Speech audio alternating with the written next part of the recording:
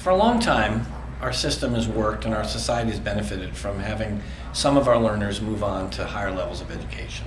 And today that's no longer tenable. So we need more people, and especially some of the people who are most challenging for us in schools, to succeed at much higher levels. You know, the folks at NASA don't ignore physics when they're building a rocket. They know better. We happen to ignore some good knowledge about how people learn when we're building school approaches. How do you account for that? Unfortunately or unfortunately, it leads us to some pretty deep and really confounding issues around race and socioeconomic status and so on, because really the folks in our communities who are suffering the worst from our weak school designs are those who have the least say.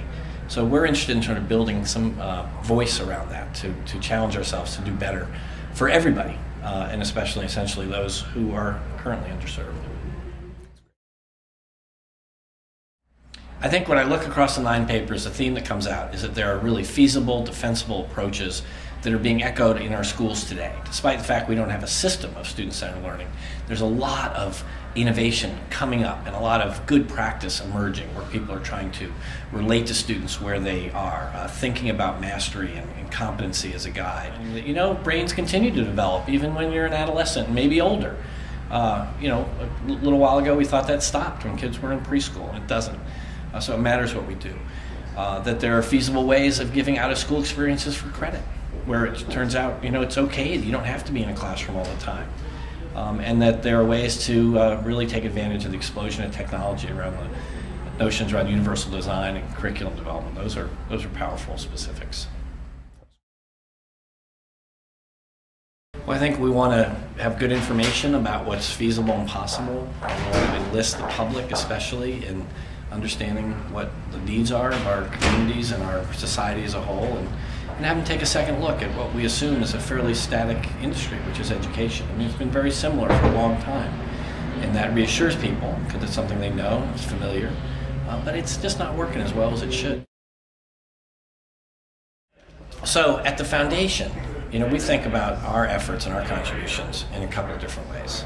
We're really interested in moving the systems at the district level and thinking about how can we help reconstruct those to be just better management systems for the kind of learning we're talking about.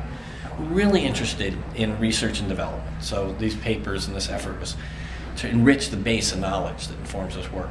And the last strategy that's really emerging is one of the most significant, is to build stronger public understanding and demand for these kinds of approaches.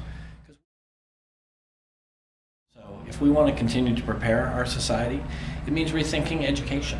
Things have changed. Explosion of technology, the demands on people for the skills we need to succeed are much higher. They're not the basics anymore. They're the new basics. They include communication, problem solving, all those complex things that leaders used to do on their own. We need more people to have those skills because that's going to be the currency of the new age. We've moved from, you know, some learners will learn to all learners will learn.